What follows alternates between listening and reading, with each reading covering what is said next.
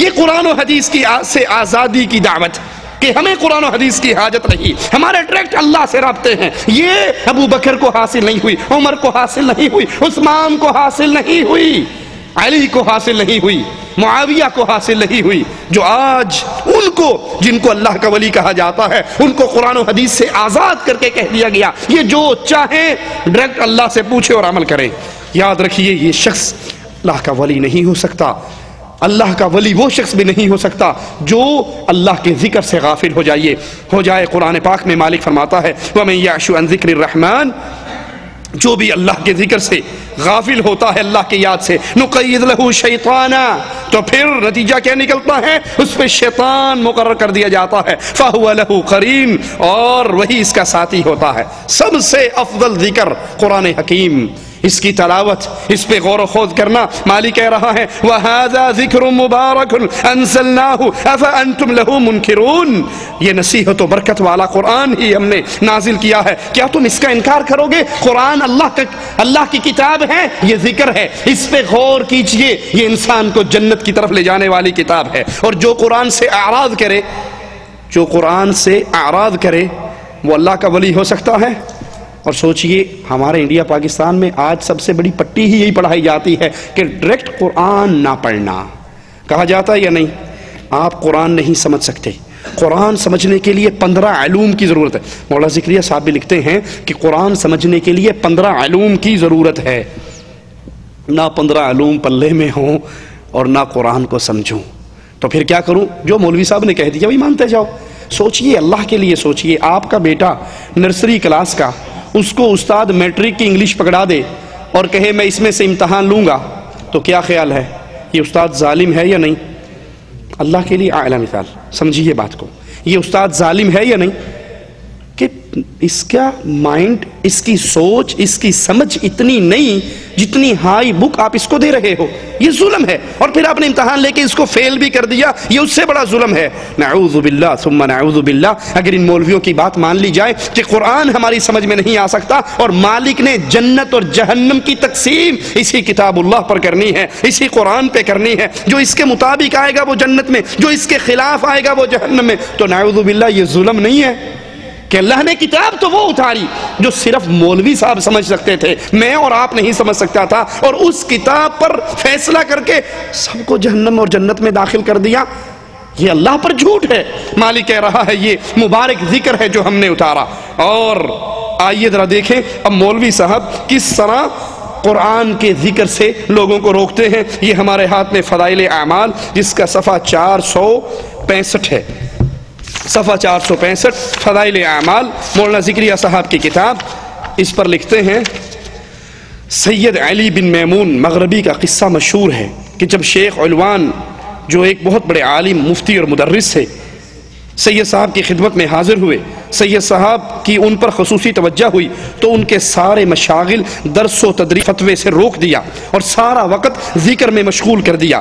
عوام کا تو کام ہی اعتراض اور گالیاں دینا ہے. لوگوں نے بڑا شور مچایا کہ شیخ کے فائدے سے دنیا کو محروم کر دیا، شیخ کو بھی ضائع کر دیا. کچھ دنوں بعد سید صاحب کو معلوم ہوا کہ یہ مولوی صاحب، یہ شیخ صاحب، یہ مفتی صاحب، مدرس صاحب کبھی کبھار چھپ کر کتاب اللہ کی، کلام اللہ کی تلاوت بھی کرتے ہیں. سید صاحب نے اس سے بھی منع کر دیا کہ قرآن کی تلاوت نہیں کرنی، صرف وہی ذکر و اذکار جو پیر صاحب نے آپ کو دیے ہیں وہی کرنے ہیں. پھر تو کیا تھا، لوگوں نے ان پر فتوے لگانے شروع کر دیے. لیکن جب ذکر کا شیخ کے دل پہ اثر ہوا تو حضرت نے کہا اب تلاوت شروع کیجئے. اب جب کتابیں کھولی تو علوم و معارف ایسے کھلے کہ کیا ہی کہنا.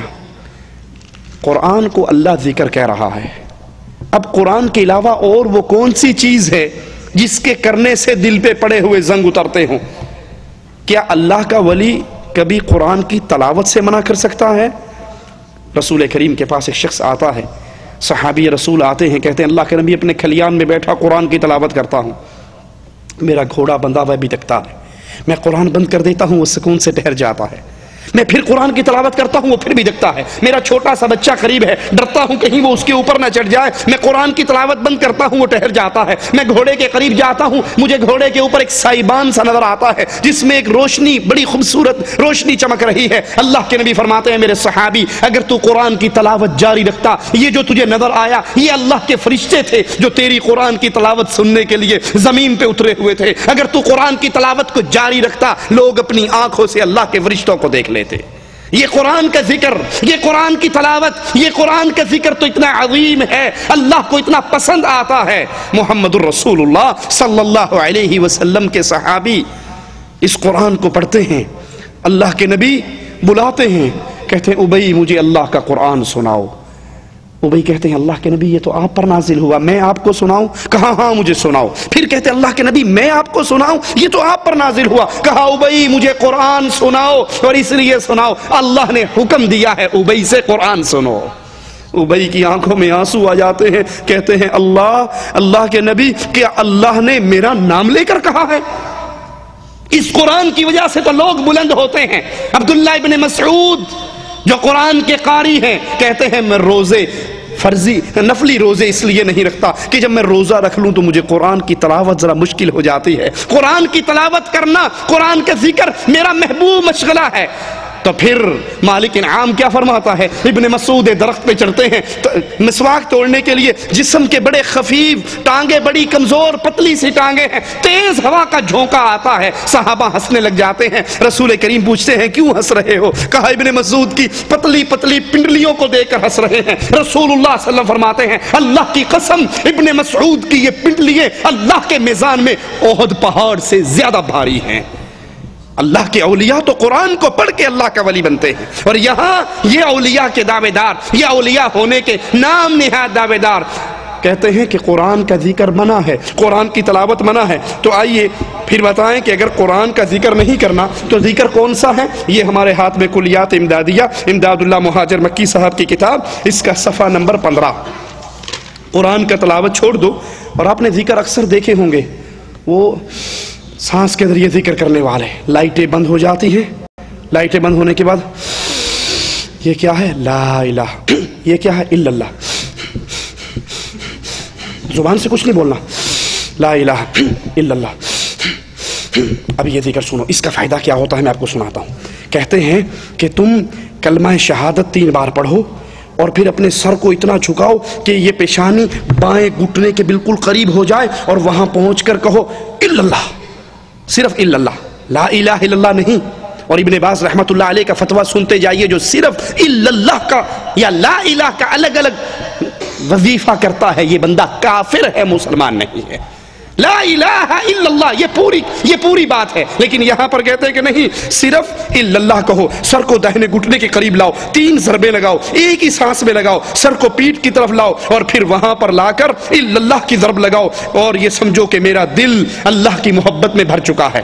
اللہ کی محبت حاصل کرنے کے الا اللہ اور لا الہ کے الگ الگ سانس کے ذریعے اور سر کو گھٹنوں پہ لا کے مارنے کا طریقہ کیا محمد الرسول اللہ نے سکھایا؟ کیا اللہ کے قرآن میں ہے؟ قرآن کی تلاوت تو نہیں کرنی کہ اس سے ولایت چھن جائے گی، پہلے یہ ذکر کرو. کیا یہ ذکر قرآن میں ہے؟ کیا یہ ذکر محمد الرسول اللہ صلی اللہ علیہ وسلم کی حدیث میں ہے؟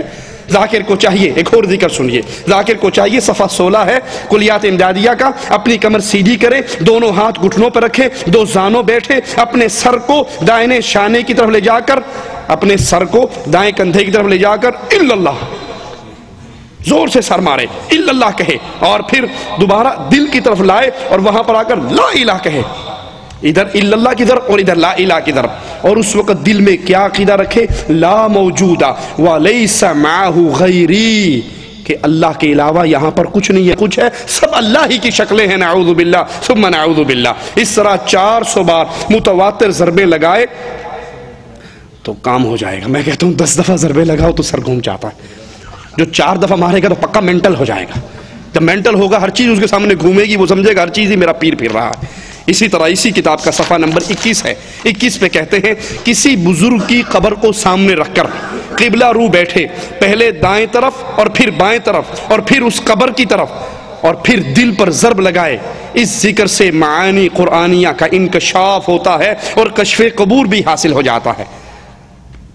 یاد کر لو دوبارہ، قبر کو سامنے رکھے، داہنی طرف، پھر بائیں طرف، پھر قبر کی طرف اور پھر دل کی طرف اللہ کی ضربیں لگائے، تو اس سے قرآن کے معانی آپ کے سامنے کھل جائیں گے۔